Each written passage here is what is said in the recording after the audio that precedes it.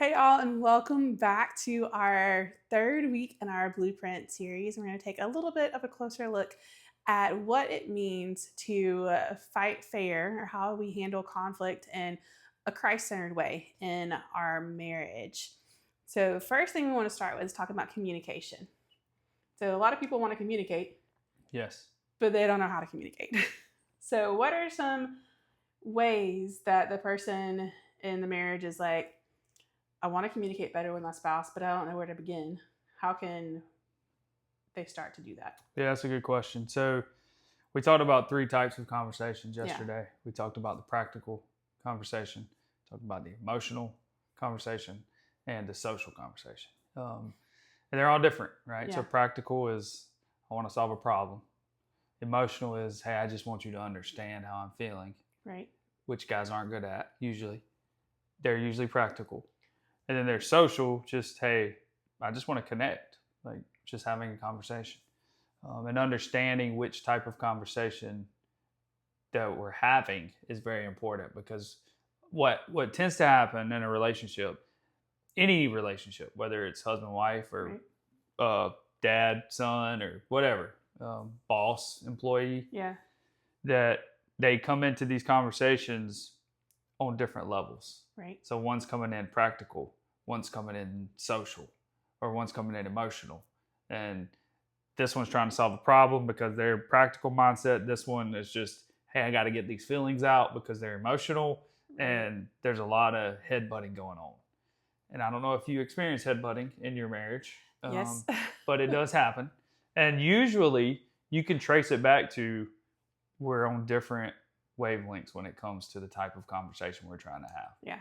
So practically ask questions. Practically, you can just ask any kind of question to get a response. And whatever that response is, it gives you an idea of where the other person is. And once we get an idea of where they are, then we can meet them in that spot.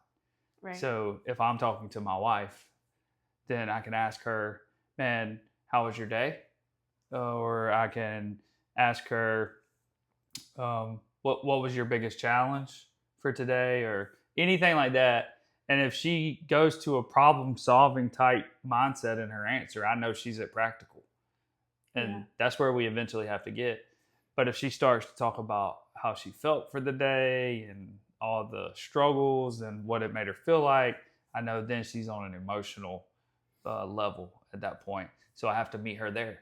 Right. So I have to somehow, even if I've never been there before, I can at least validate the way that she's feeling. Or maybe I've been there and I can say, yeah, man, I've dealt with that. And when I went through that, this is how I felt. Um, and I think it's also okay to ask for permission to move from one state to the other. So if she's in an emotional state in that moment, in that conversation, I can meet her there. Yeah. And before I take it somewhere else, I can ask for permission to take it somewhere else. So, for instance, I could say, man, I understand that it made you feel that way. I've actually dealt with that and it made me feel this way. Can I share some things that I did to get through that? So then we're moving to the practical, but I'm asking her permission to move there. Um, and I know that seems silly because it's like, why do I need to ask for permission to do that? Like, this is my wife. And the reason is because then they know that, hey, we're moving to this practical, to the Right. resolution side of things. If you just try to go there without them wanting to go there with you, they're shutting down. I think just asking questions. Yeah. I think on the other end too is like where you said asking for permission to move, to the practical. I think sometimes, especially like as wives, if we hit that emotional state easier, more often to say, hey, I just need you to listen first. Let me get all of this out of how I'm feeling. And then we can move on. Like, don't fix my problem yet. Yeah, because that's what we Like, want to do. right. Guys want to fix. And like, that's what I've had to tell Gerald before. Don't fix my problem yet. I need you to listen. Just listen. Just listen and hear me. And then we can talk about how to fix it. Because I need to get it out. Yeah. And then y'all can go there together. Right. The problem is we go different places apart from each other. Yeah. And that's when the conflict gets even worse. Yeah. And I'm thinking deeper into this. Like, what if we're already in a conflict and we haven't done it right? and we're just so far apart. What can we do at that point? Yeah. So Good question. for me, it's seek Jesus first, right? Yeah. Pray, like go to God and just ask Him to reveal some stuff to you.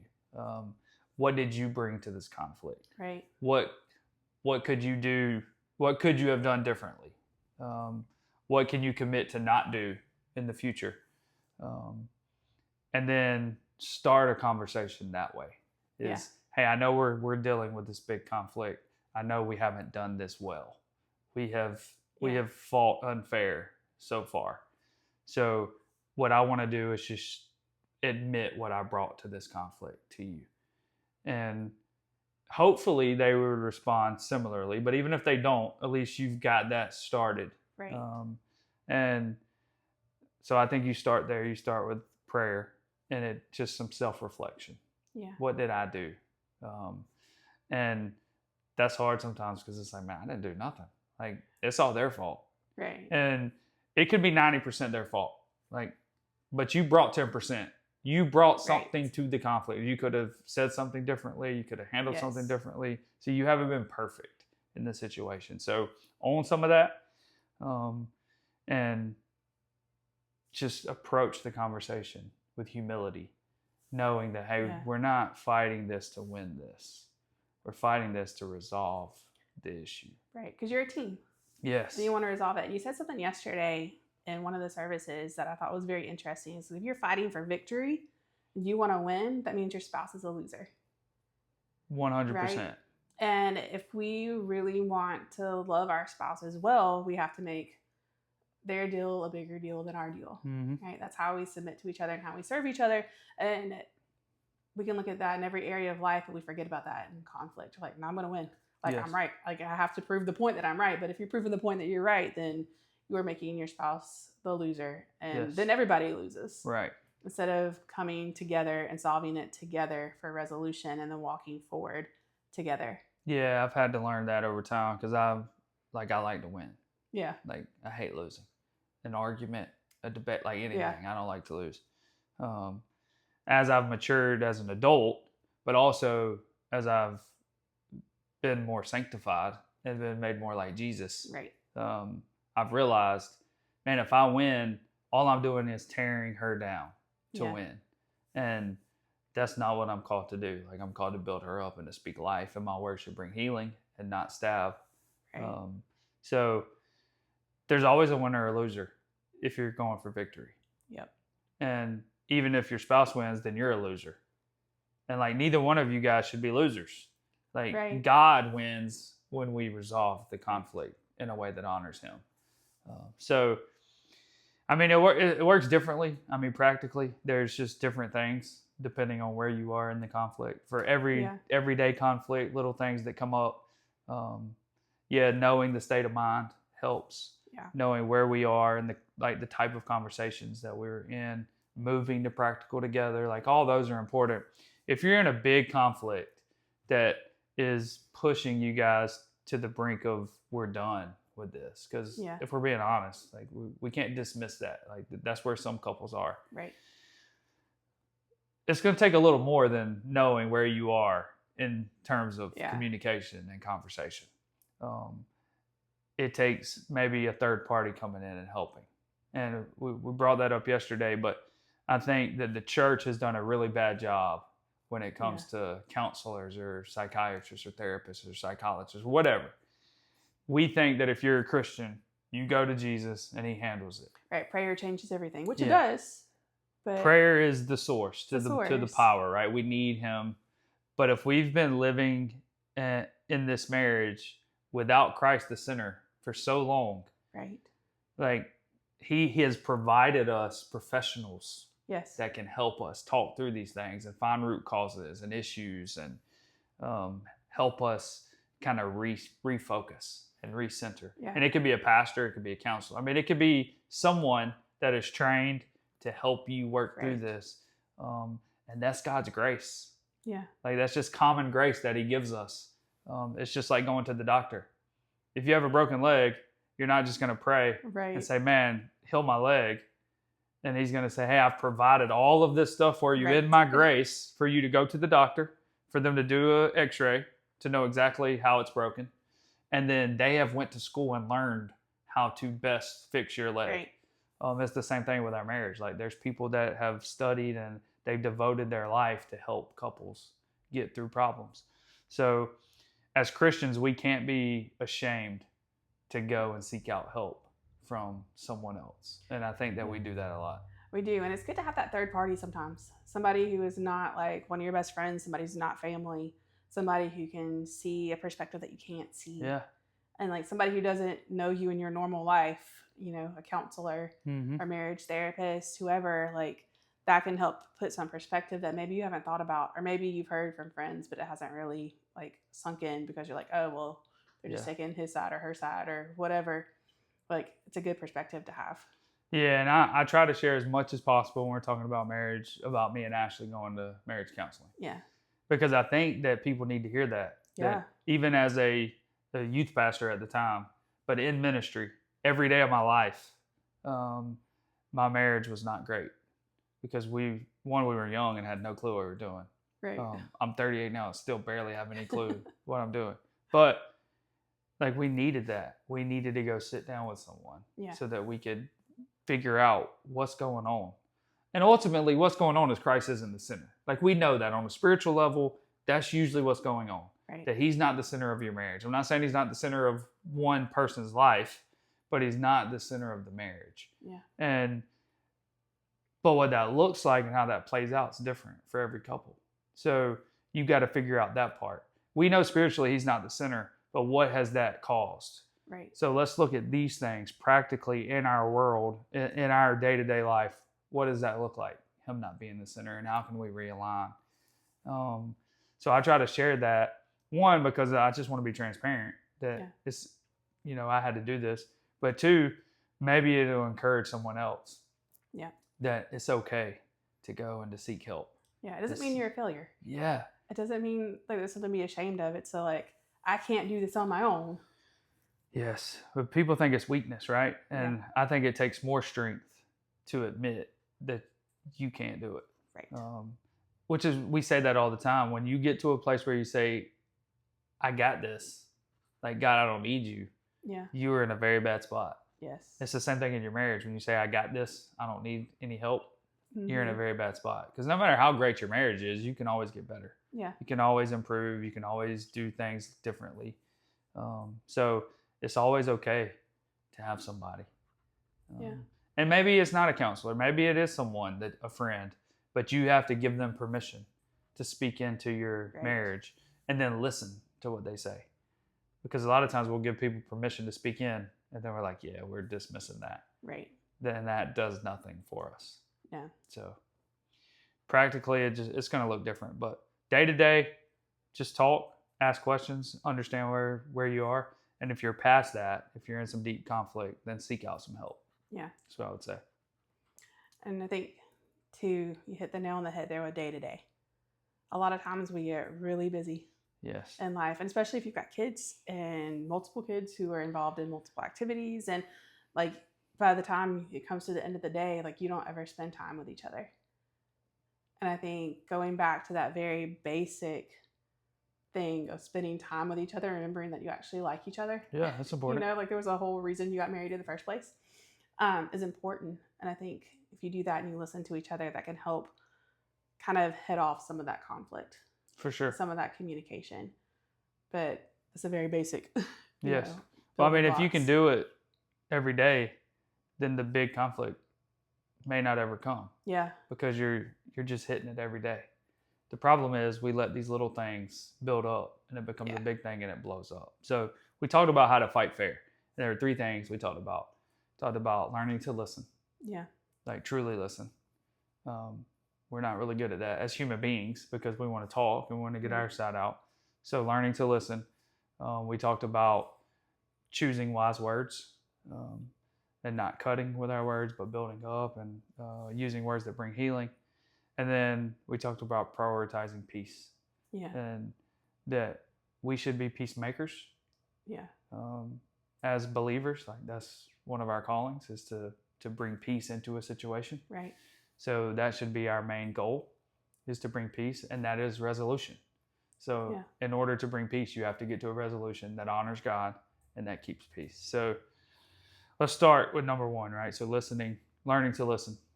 Well, how does that look for you in your marriage, in your context? I mean, it's just paying attention, right?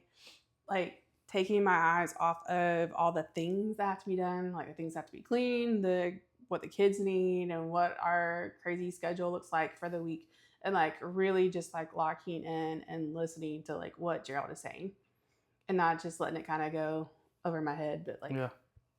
really lock in and listen and put everything else aside for a minute. So that's just normal conversation, right? You got to Yeah. listen.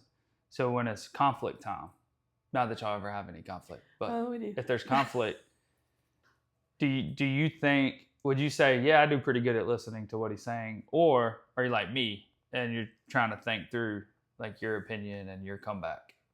I think most of the time I do pretty good at listening to what he's saying, but I mean, there are times that I'm thinking through like the defense, right? And Yeah. I think it really depends on like what state I'm in. If I'm in a really emotional state, then defenses are up, Yep. and I'm already deciding how I'm going to come back at what he's saying. Yes. But if I'm not in that state, it's easier for me to like listen to all the feedback he has Mhm. and all the things he has to say, and then move more into that practical. It just really kind of depends on where I am. Yeah. And that's why it's so important to know Yeah. where your spouse is. Because if he knew you were in that state, then maybe he could ask some different questions and start it a different way and kind of meet you there. Right. And then, together. So for me, that's something I struggle with a lot, was listening. Because, I'm like a word guy. I'm a debater. I'm an arguer. I like that. I like the debate and to, should have been a lawyer maybe. Maybe. But I'm always ready for a comeback. Yeah. But when you do that, you fail to listen fully to the other person. So I've had to learn over time, like listening shows value, and I really need to know, but I should also want to know, like what Ashley's saying and how she's feeling or how she thinks she should solve a problem or whatever it is. Like I have to get to that place. So I'm still working on that. I've gotten better. I'm still not where I need to be. But I used to be horrible at that because I just want to win. Yeah. Like I'm not fighting for resolution. I'm fighting for victory. So listening is important, and then choosing wise words. So once you listen and it's your turn to speak, you got to ask the question, like, should I say this? And should I say this right now? Because you're dealing with a conflict, and what you don't want to do is introduce a new conflict into the conflict. So even if it's something that you need to say, maybe you shouldn't say it right then. Maybe that can wait another time. Your words either bring death or bring life. Yeah. It's either going to cut like a sword or it's going to bring healing. And we have to choose those words very wisely and not cut, but to build. So I've seen a lot of couples.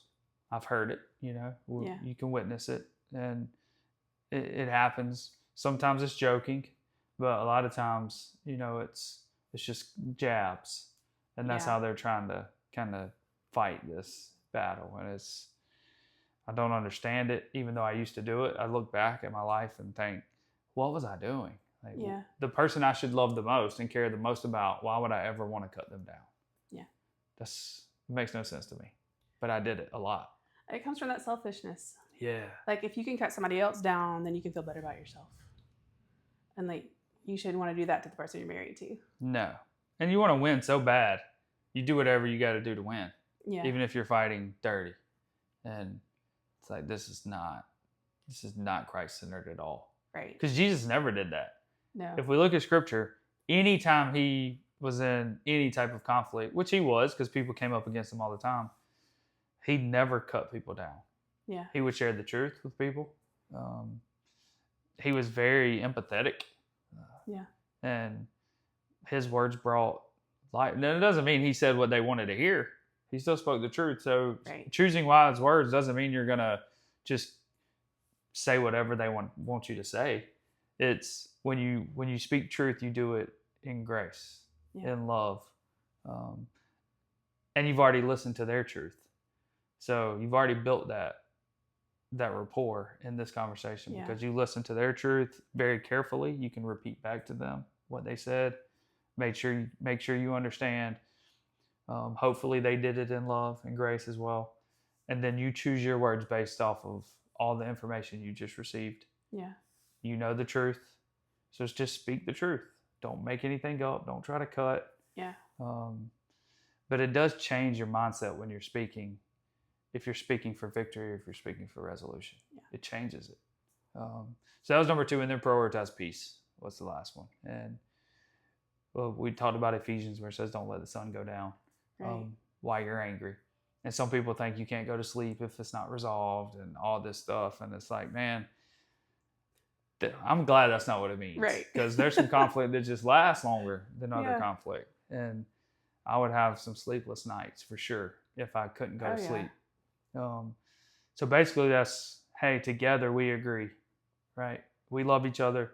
We're going to figure this out together. Right. I'm still not very happy with you. And I understand you're not very happy with me. But we love each other. Right.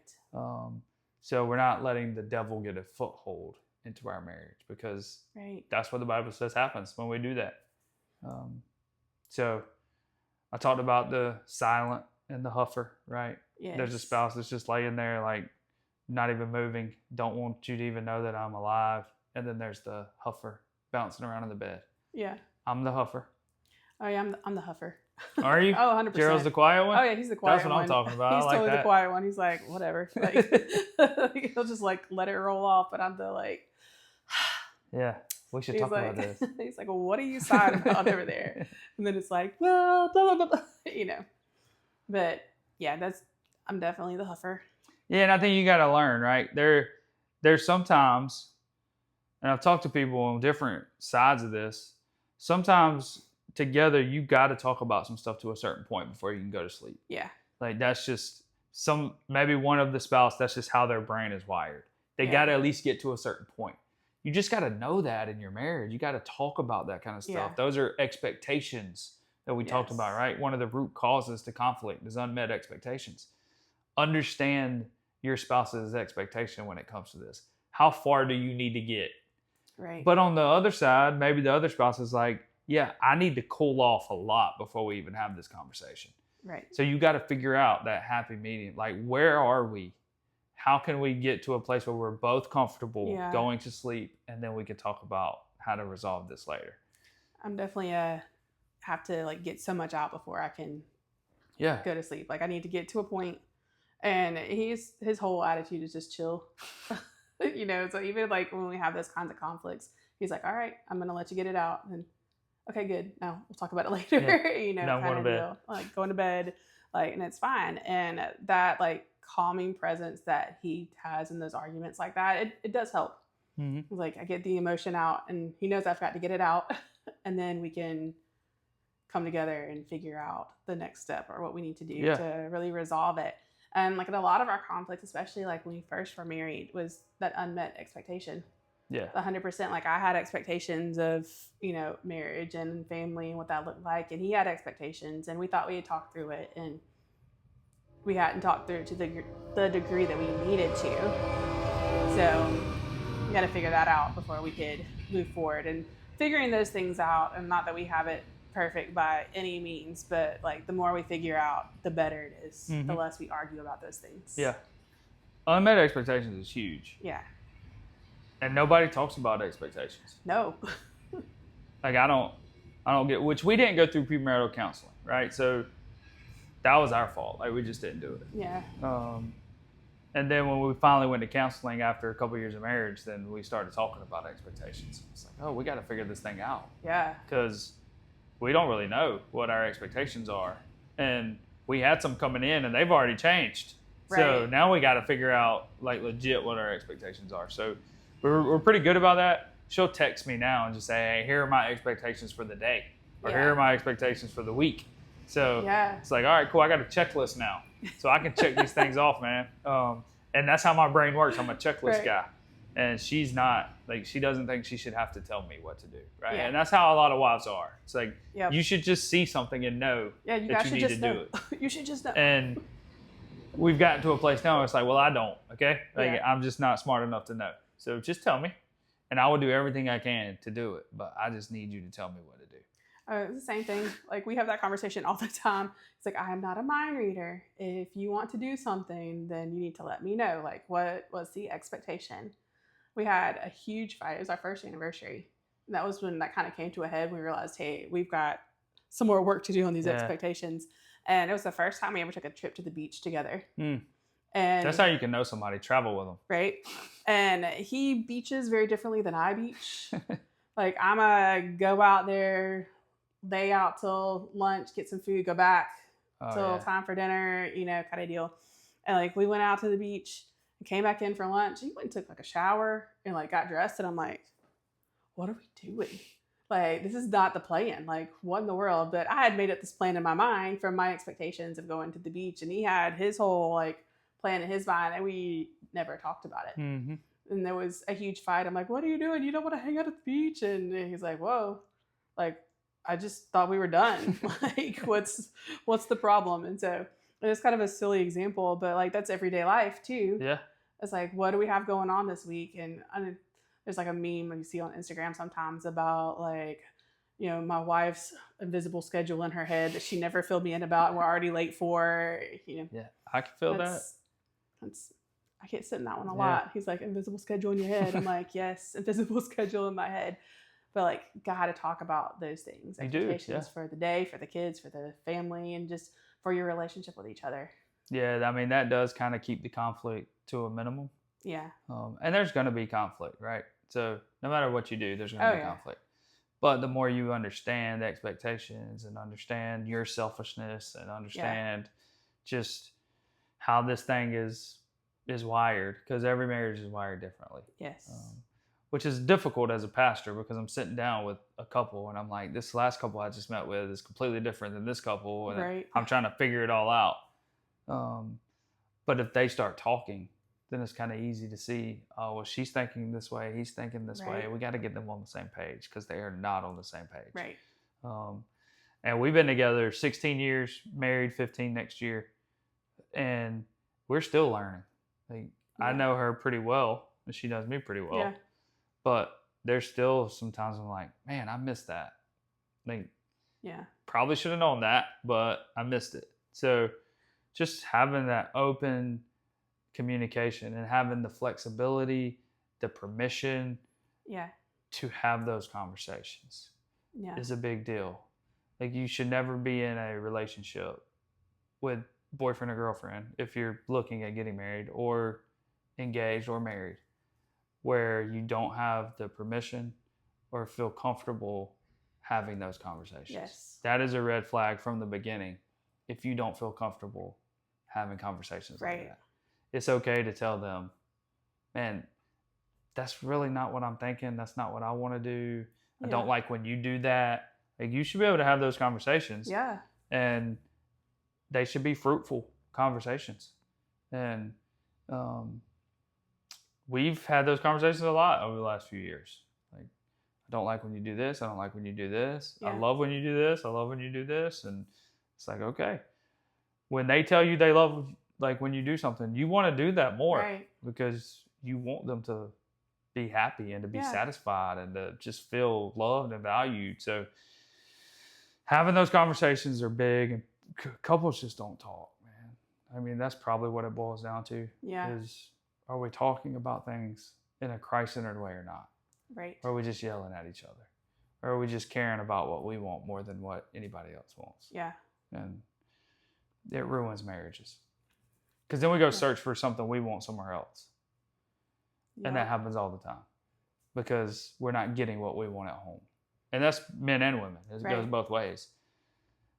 But have we ever talked about us not getting what we want with our spouse? Because they might not even know. Yeah, a lot of times they don't.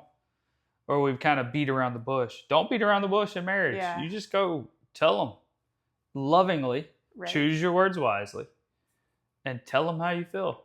Right. Again, because you guys are not mind readers. Well, I am not a mind reader. And I feel like females in general, like, I feel like we beat around the bush.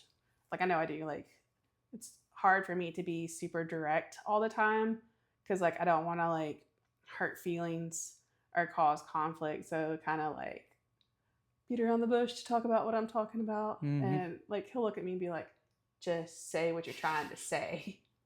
I'm like, okay, well, this. He's like, okay, thanks. Now I understand. Yeah. Like, that's what I need.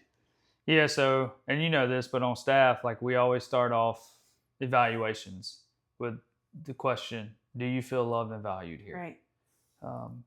And they all say yes. So we got a good Which is culture, good. right? Right. But once they feel loved and valued and they admit that, then anything you say comes from a place of love and value. Right. So with your spouse, they should feel loved and valued. But Yeah. maybe you started off that way. Hey, do you feel loved and valued? And maybe they say no. And then you can say, okay, well, will you tell me why you Yeah. don't feel loved and valued? And then y'all can have a conversation. But when they feel loved and valued, it's very easy to be direct. Yeah. In love and In value, love. right? Because that's the place it's coming from. Like, I want us to get better. Here are some things I think we could do to get better. Yeah. And if you've built that culture of love and value and trust and respect and security and safety, Yeah. you should be the safest place for your spouse to go. Yeah. And if you're not, then something's wrong in your marriage. Right. Why do they not feel safe going to you? Yeah. And that needs to be addressed. It does. That's a conflict that Yeah. needs to be figured out. So, I mean, we could talk about it all day, but it all goes back to, are you fighting for victory? Are you Yeah. fighting for resolution? Right. And if you're fighting for victory, you're trying to make them a loser. Right. And you have to tear them down to win. But if you're fighting for resolution, God gets the glory. Yep. Because he deserves it. And your relationship should be a mirror of the relationship that Jesus has with his church. Right. And if it doesn't look like that, today's a good day to start. Yep. Make him the center. And we talked about Christ-centered parenting, and it's the same thing. Christ-centered families, couples, they come to church. Yeah. You know, they expose each other to the presence and power of God in his church. And they expose each other to the joy of knowing Jesus personally. Because if they can see a joy in your relationship with Jesus, and hopefully they have that same joy. Yeah. And together, man, y'all are just living this joyful life, not happy life all the time, but Right. joyful life because of Jesus. And he is truly the center of your marriage, man. It changes everything. Yeah. It does. So I don't really have much else to say than that. Like, make Jesus the center of your marriage. If you fight, when you fight, Yeah. Win. fight fair, Christ-centered, by listening, choosing your words wisely, and then prioritizing peace so that when you go to bed, y'all love each other. There's value, there's respect. Right. And then you can continue the next day and the next day and the next, however long it takes to find the resolution. Yeah. So that's me. That's my final word. No, And that's only it. one final word this time. That's it. Only one this That's it. time. All right. No, I think that's good. I think that's a great final word. And that's really the root of it. Make it Christ-centered. And start today if it's not. That's right. So thanks for watching with us today as we talk about conflict and Christ-centered conflict and how to handle it. And make sure you are here on Sunday. We're going to answer some of your questions that you submitted. So Yes. Dustin and Ashley will be handling that. It's going to be great. It's going to be awesome. So we'll see you guys later.